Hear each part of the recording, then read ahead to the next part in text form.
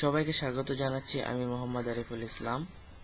আমরা সাধারণত বিজয় কিবোর্ডের মাধ্যমে বাংলা লিখে থাকি, যেগুলো সুতনি ফন্ট কিংবা অন্যান্য ফন্ট ব্যবহার করে বিজয় কিবোর্ডের মাধ্যমে আমরা লিখি। তো আজ দেখাবো কিভাবে অভ্র কিবোর্ড ব্যবহার করে ওই রকম বাংলা লেখা যাবে। অর্থাৎ অভ্র কিবোর্ড ব্যবহার করেই আমরা সুতনি এমজে কিংবা ANSI পদ্ধতির যে ফন্টগুলো আছে সেগুলো ব্যবহার করতে পারবো। চলুন শুরু করা যাক।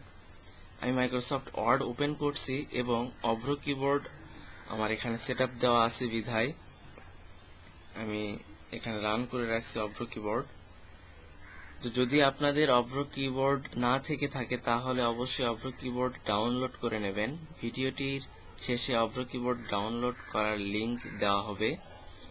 অভ্র কিবোর্ড সফটওয়্যার ইনস্টল করার পর রান করলে এখানে একটি আইকন আসবে অভ্র কিবোর্ডের। তো বাংলা লেখার জন্য এখান থেকে রাইট ক্লিক করবেন অভ্র কিবোর্ডে এবং টুলস থেকে আউটপুট অ্যাজ ANSI এটাতে চেক দেবেন।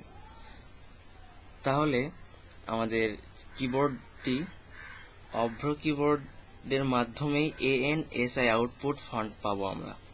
তো এখান থেকে আমি ফন্ট সুতনি এমজে সিলেক্ট করে দিচ্ছি।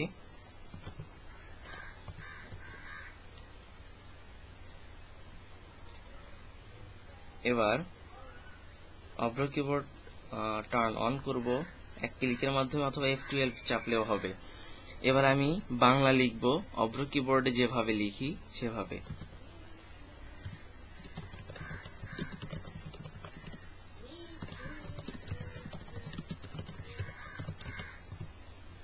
হ্যাঁ, আমি বাংলা লিখলাম, আমার সোনার বাংলা আমি তোমায় ভালোবাসি।